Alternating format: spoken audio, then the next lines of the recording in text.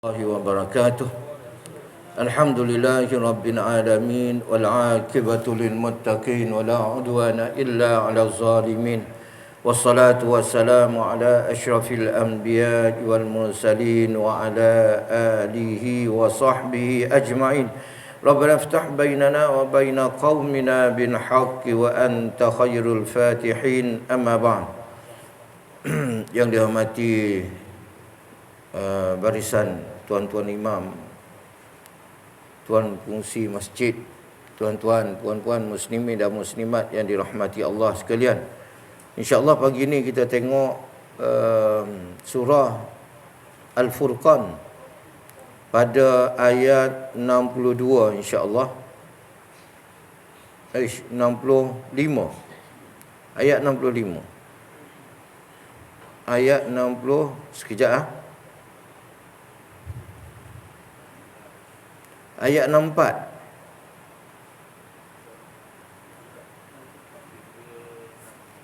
Ayat 64, wallazina yabituna lirabbihim sujjadan wa qiyama.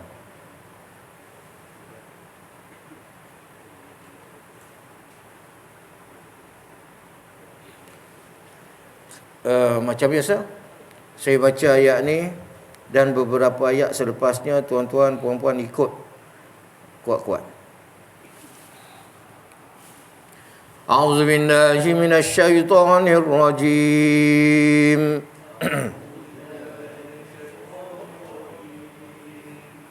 Walladzina yabituna lirabbihim sujjadan wa qiyama.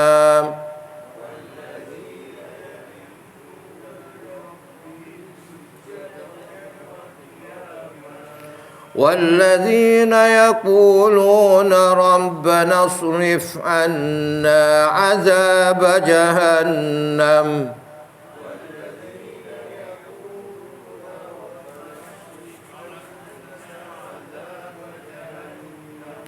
إن عذابها كان غراما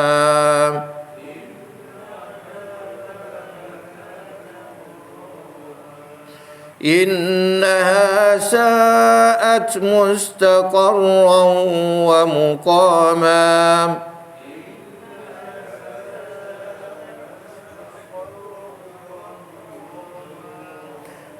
والذين إذا أنفقوا لم يسرفوا ولم يقتروا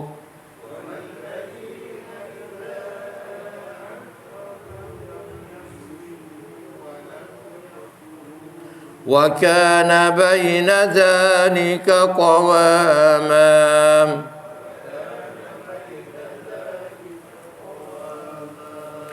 والذين لا يدعون مع الله إلها آخر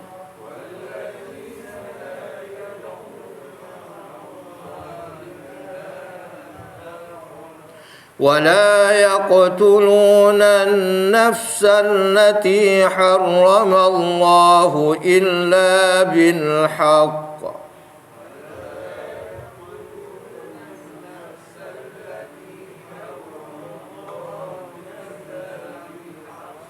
ولا يزنون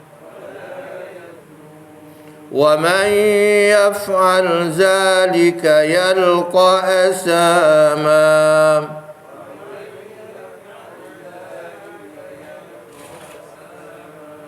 صدق الله العظيم.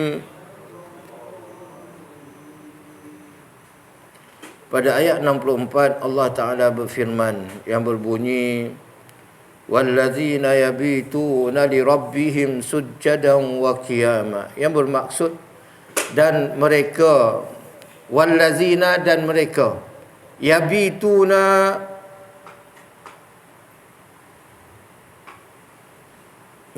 yabituna dia terjemah apa ni? Yang diredai Allah itu yang tekun mengerjakan ibadat kepada Tuhan mereka pada malam hari. Yabituna ni pada waktu malam. Itu maksud dia sebenar. Kan? Tapi dia bila dia terjemah ni dia ambil mafhum. Kan, ambil mafhum panjang. Asalnya mereka yang yabituna pada waktu malam. Mana? Tu. Yabituna pada waktu malam li rabbihim kepada Tuhan mereka sujadan sujud wa qiyama dan berdiri. Qiyam. Kita duk sebut qiyamul lail, bukan berdiri malam. Ceritanya adalah menghidupkan waktu malam itu dengan beribadat kepada Allah Ta'ala. Walaupun tuan duduk, walaupun tuan-tuan berbaring, tapi kalau tuan-tuan berzikir kepada Allah Ta'ala, beribadat kepada Allah Ta'ala, tetap dinamakan dengan qiyam. Okey, tuan-tuan. Ayat yang kita baca ni, ayat 64 ni adalah sambungan daripada ayat 63. Yang mana dalam ayat 63 Allah Ta'ala sebut kataan wa ibadur rahman, hamba Allah yang bernama Ar-Rahman, Tuhan yang bernama Ar-Rahman. Siapa hamba dia? Yang lepas kita dah bicara dah, hamba dia tu yamshuna 'alal ardi hauna, tu sifat dia. Berjalan di atas muka bumi dengan perasaan tawaduk, tak ada sombong, tak ada angkuh. Itu sifat hamba Allah, hamba Ar-Rahman. Kan? Hamba kepada Ar-Rahman, itu sifat dia. Dia berjalan atas muka bumi dengan penuh tawaduk. Wa idza khatabahumul jahilun, apabila mereka berdebat, bercakap dengan orang-orang jahil, qalu salama, mereka cakap selamat, kan. Mereka tak nak berdebat panjang lebar dengan orang jahil ni, kan. Dia orang nak mengelak aja. Ini di antara tanda-tanda orang beriman. Sebab berdebat dengan orang jahil, dia tak membawa kepada faedah yang besar kepada kita, kecuali dia akan meningkatkan lagi rasa marah kita, kan. Kita akan menyumpah seranah kalau kita layan dia orang, kan. Sebab apa? Sebab dia orang bercakap penuh dengan kejahilan. Dia orang bercakap ikut emosi, kan. Tu. Kita tak nak macam tu. Allah tak nak macam tu.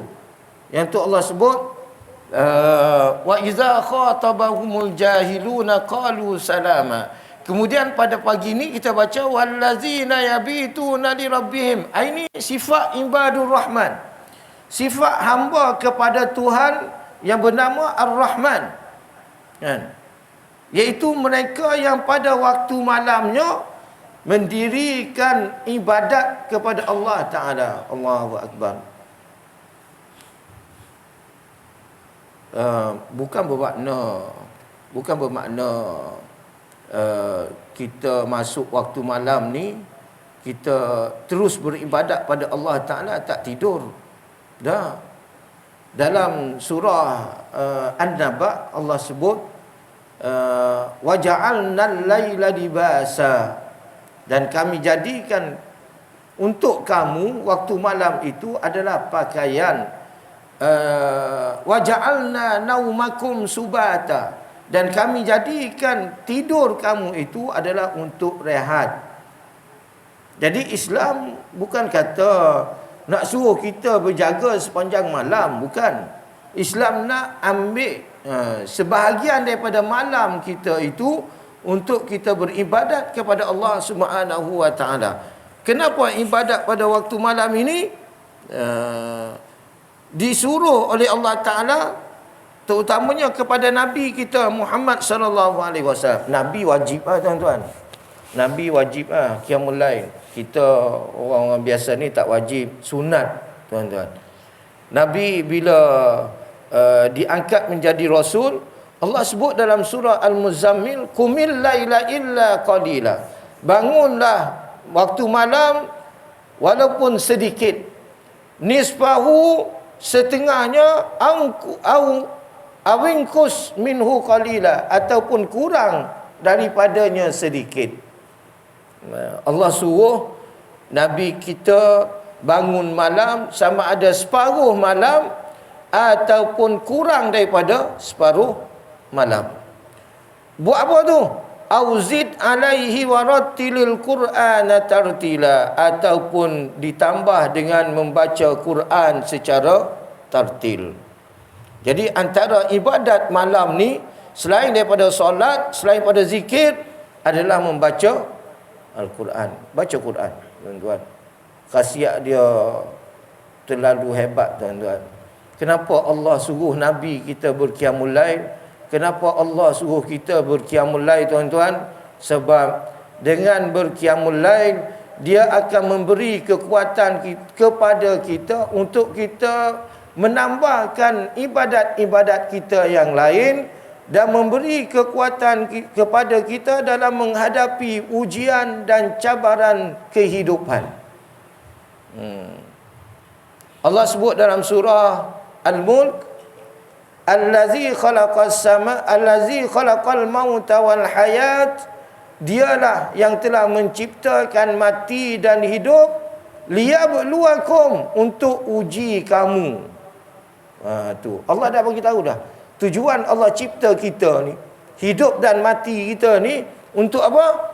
Liyabluwakum, untuk uji kamu. Nak uji kita, Allah nak uji kita, tuan-tuan. Semua orang ada ujian. Tak ada seorang pun yang tak ada ujian. Allah akan uji. Sedar tak sedar, itu terpulang pada individu masing-masing. Kan? Tapi Allah tetap akan uji. Kan? Orang kaya, Allah uji dengan cara kaya. Kan?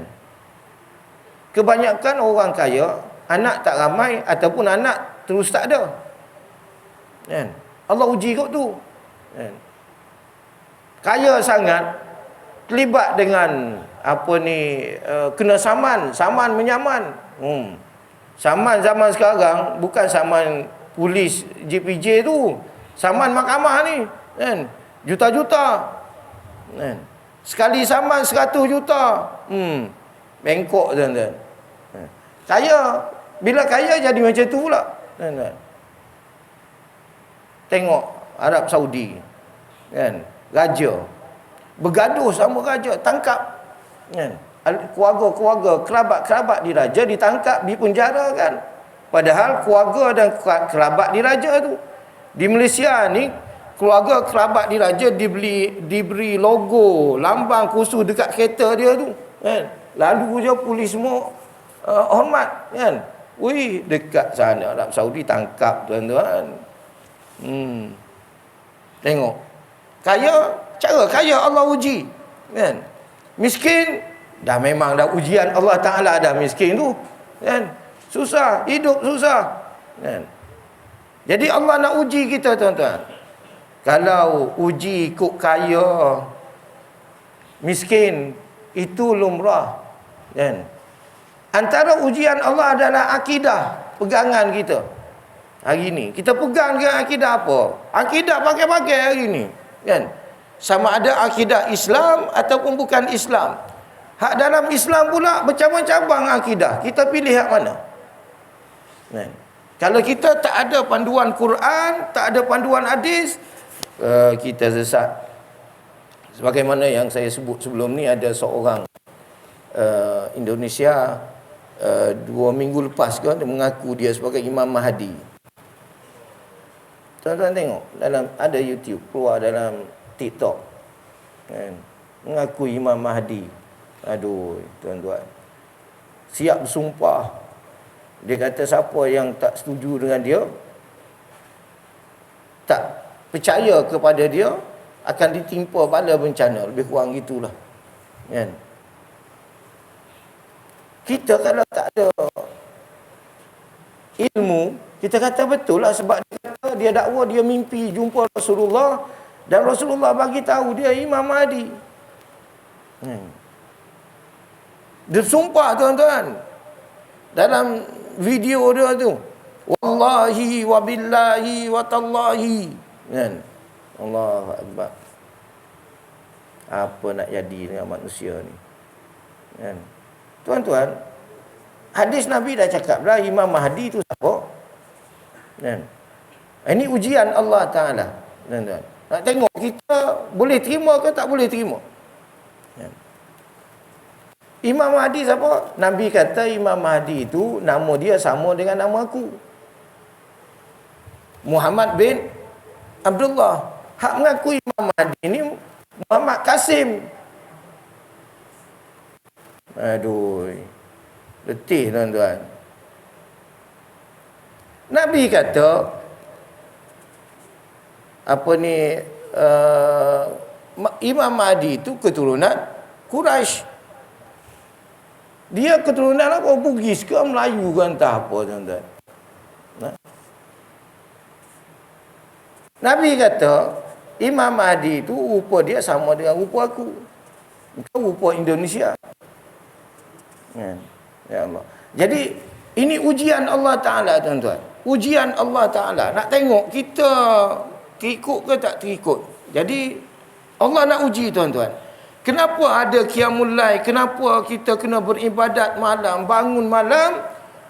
Allah asasnya Allah suruh Nabi kita. Nabi kita buat ibadat malam ni pasal apa? Sanulki alaika qaulan sakila. Aku akan kurniakan kepada kamu qaulan sakila, perkataan yang berat, iaitu arahan-arahan yang cukup mencabar. Nabi diperintahkan oleh Allah Ta'ala untuk sebarkan dakwah. Oh, sebar dakwah ni tuan-tuan. Nabi dulu bukan berkumpulan. Nabi pada awalnya seorang-seorang je tuan-tuan. Kan? Dalam ramai-ramai ni, termasuk dengan saya lah. Kalau nak pergi rumah orang, ketuk, Assalamualaikum bang, datang surau masjid, solat berjemaah. Ui, tak pergi tuan-tuan, kecuali ikut geng tabligh je. Kan? Hak ikut geng tabligh tu tak apalah, dia dah buat jadual dia petang pergi ketuk rumah orang, pergi jumpa orang. Kan? Bukan senang tu tuan-tuan kerja tu. Kita nampak senang je. Tapi bukan senang. Untuk kita, terutamanya untuk kita menyuruh perkara baik dan mencegah perkara mungkar. Bukan senang tuan-tuan, bukan senang. Ni duk suruh sembahyang subuh berjemaah sama dengan solat Jumaat. Nama apa? Kan? Artis. Dia yang canangkan benda ni supaya orang Damansara, kan? Solat subuh berjemaah yang sama dengan taraf Jumaat, kan? Tak silap saya tengok semalam jemaah subuh dia 1,000 orang. 1,000 orang. Subhanallah. Tuan-tuan.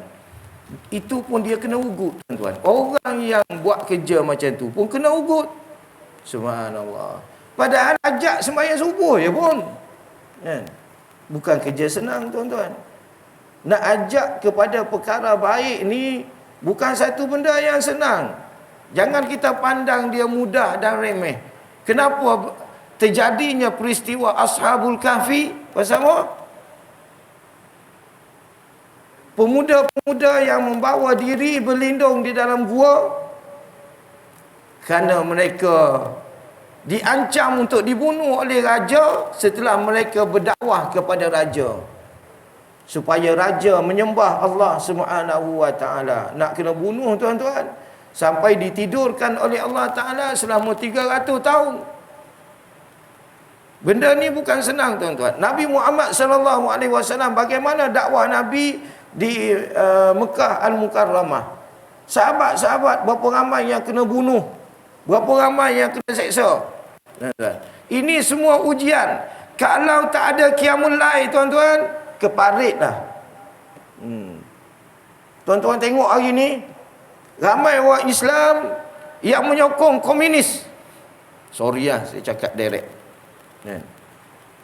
Bersama-sama dengan komunis. Cuba tuan-tuan tengok, dia kembelai dia. Dia tak boleh nak beza mana yang betul, mana yang benar. Tak boleh beza. Tak, ni komunis ni dah berubah dah. Dulu lain, sekarang lain. Sekarang lain. Allahu Akbar, tuan-tuan. Orang agama pun terlibat sebenarnya. Tuan-tuan. Pasal apa? Bila tidak ikut ni, wallazina yabituna li rabbihim sujadan wa qiyama. Dia gagal dalam menghadapi ujian duniawi. Engkau sokong aku bagi duit. Oh, nampak duit tuan-tuan. Dia tak nampak sokong tu apa benda. Yang penting duit. Gagal tuan-tuan. Yang tu Allah suruh kita waktu pagi kita beribadat kepada Allah Subhanahu wa taala. Ulama kata bangunlah malam, paling-paling kurang pun sebelum subuh tu 2 rakaat. Paling kurang 2 rakaat berapa minit ya tuan-tuan? 3 minit dan selesai ya. Paling kurang tuan-tuan. Tapi apa yang disebut oleh Nabi Muhammad sallallahu alaihi wasallam, bangun malam berapa? 1/3 malam. 1/3 malam. Pukul berapa 1/3 malam ni? Malam masuk pukul 7 kan? Kita kata 7 lah, 7.16, 7.18. Ini maghrib kan. Itu mula malam. Masuk maghrib tu malam lah, pukul 7. Habis malam, masuk subuh. Subuh pukul apa? Pukul 6. Pukul 7 sampai pukul 6 berapa jam? 11 jam. 11 jam. Tuan-tuan bagi 3. 11 bagi 3. Berapa? Dalam 3-4 jam lah. Kan? Dalam tak sampai 4 jam. Hampir-hampir 4 jam. Kan? Jadi 4 jam sebelum subuh. Itulah qiyamul lail yang disuruh oleh Nabi Muhammad sallallahu alaihi wasallam. Kau apa tu? 4 jam sebelum subuh. Pukul 1, pukul 2 tu dah mula dah tuan-tuan. Pukul 1, pukul 2 tu dah mula dah. Woi, tuan-tuan kalau boleh bangun masa ni dengan saya tabik